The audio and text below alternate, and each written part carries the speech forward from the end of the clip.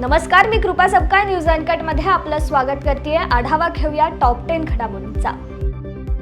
काल पुणे इथे कोकण रहिवासी संघ पुणे यांच्या संकल्पनेतून कोकणातील लोकांचा महामेळावा आयोजन करण्यात आले होते। या कार्यक्रमाला मंत्री उदय सामंत उपस्थित होते। पुण्यामध्ये लवकरच कोकण भवन होईल असे मत मंत्री उदय सामंत यांनी कार्यक्रमादरम्यान बोलतेवेळी मांडले।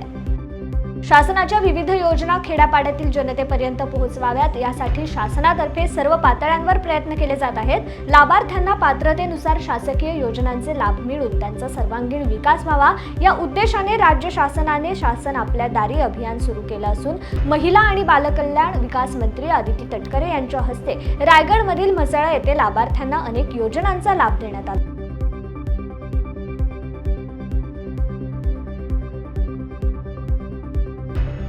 पुरंदरचे आमदार लवकरच भाजपमध्ये जातील अशी चर्चा अनेक वेळा ऐकायला मिळते। मध्यंतरी विधानसभेचे अध्यक्ष राहुल नार्वेकर आणि संजय जगताप यांच्यात सासवड येथील घरी 2 तास बंद दाराआड चर्चा झाली होती। त्यामुळे ते भाजपमध्ये जाणार अशी अटकळ बांधली जात होती। तर गुरुवारी आमदार संजय जगताप यांचे जवळचे 2 सहकारी राष्ट्रवादी काँग्रेसमध्ये गेले। त्यामुळे आमदार संजय जगताप आता अजित पवारांच्या राष्ट्रवादी काँग्रेसमध्ये जातील का अशी चर्चा सुरू झाली होती। यानंतर आमदार संजय जगताप यांनी मी काँग्रेसचा जिल्हा अध्यक्ष असून काही झाले तरी मी काँग्रेस सोडणार नसल्याचं स्पष्ट केलंय। आमची विचारधारा अतिशय स्पष्ट आहे। मी काँग्रेस पक्षाचा जिल्हा अध्यक्ष म्हणून त्या ठिकाणी काम करतो। मी काँग्रेस पक्षाचा लोकप्रतिनिधी आणि पुरंदर हवेलीच्या जनतेचा प्रतिनिधी म्हणून मी काम करतो। जे जनतेच्या मनात आहे आणि जी माझ्या पक्षाची विचारधारा आहे त्याच्याबरोबरच मी आहे।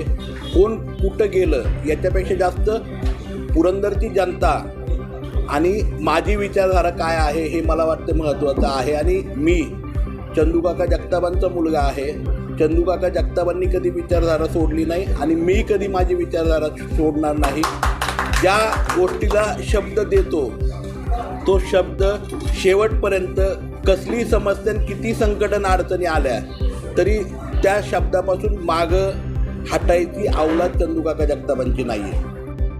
उद्धव बाळासाहेब ठाकरे पक्षाचे जालना जिल्हा प्रमुख भास्करराव आंबेकर यांनी आयोजित केलेल्या शिवसेना जिल्हा कार्यकारिणीच्या बैठकीत लोकसभा समन्वयक राजू पाटील, उपनेते लक्ष्मण वडले, सहसंपर्क प्रमुख शिवाजीराव चौथे, माजी आमदार संतोष सांबरे यांच्या प्रमुख उपस्थितीत शिवसेना जालना शहर व तालुक्यातील पदाधिकाऱ्यांच्या नियुक्त्या जाहीर केल्यात। यात जालना तालुका संघटकपदी बाबूराव कायंदे, जालना शहर संघटकपदी विजय पवार यांची नियुक्ती करण्यात आली आहे।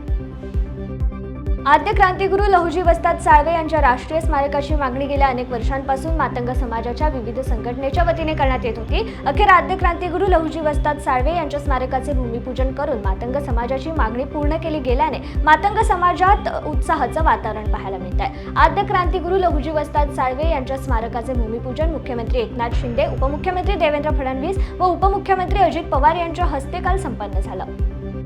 मराठवाड्यातील मराठा समाजास मराठा कुणबी मराठा जात प्रमाणपत्र देण्याच्या प्रक्रियेमध्ये आवश्यक असणारे निजामकालीन पुरावे, वंशावळी, शैक्षणिक पुरावे, महसुली पुरावे, करार इत्यादी पुराव्यांची वैज्ञानिक तपासणी करून मराठा कुणबी मराठा जात प्रमाणपत्र देण्याची प्रक्रिया सुरू आहे। या अनुषंगाने जालना जिल्ह्यातील 13 विभागातील विभाग प्रमुख यांनी त्यांच्याकडील उपलब्ध अभिलेखाची तपासणी करून अहवाल सादर केले असता विविध विभागातील एकूण 3,318 नोंदी आढळून आल्यात। सदरील नोंदी या जिल्हाधिकारी कार्यालयाच्या jalna.nic.in आणि jalna.government.in या वेबसाईटवर नागरिकांना पाहण्यासाठी उपलब्ध करून देण्यात आल्यात। समृद्धी महामार्ग पहिल्यापासूनच वादग्रस्त ठरला आहे। सातत्याने होत असलेल्या अपघाताचा प्रश्न असताना या महामार्गावरील एका पुलाला मोठा खड्डा पडला।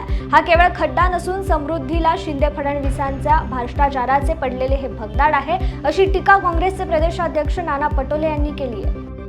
शिवसेना युवा सेना सचिव दीपेश म्हात्रे यांच्या वाढदिवसानिमित्त डोंबिवलीत बॅनरबाजी करण्यात आली आहे। या बॅनरवर म्हात्रे यांचा भावी आमदार असा उल्लेख करत त्यांना शिवसैनिकांकडून शुभेच्छा देण्यात आल्या।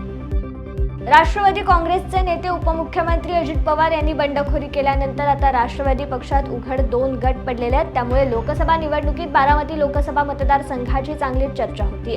असे असताना या ठिकाणी उमेदवार कोण असणार याची देखील चर्चा सुरू आहे। या जागेवर अजित पवार यांच्या पत्नी सुनेत्रा पवार आणि खासदार सुप्रिया सुळे यांच्यात लढत होणार आहे हे जवळपास निश्चित मानले जाते। आता अजित पवार गटातील नेते सुनील तटकरे यांनी सुनेत्रा पवार यांच्या उमेदवारीवर थेट भाष्य केले। सुनेत्रा पवार याच बारामती मतदारसंघाच्या उमेदवार असतील असं तटकरे म्हणाले।